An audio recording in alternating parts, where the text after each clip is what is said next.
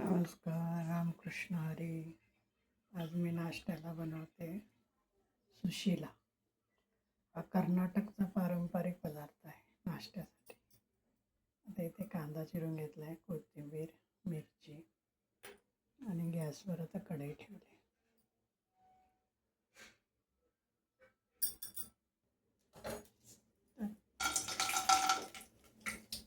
शेंगदाणे, जिरा, कढीपत्ता,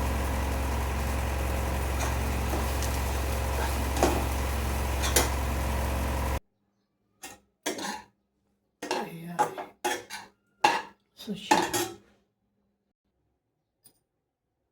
नाश्ता तयार आहे सुशिला.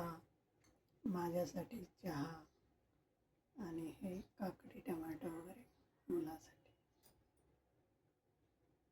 या सुशिला.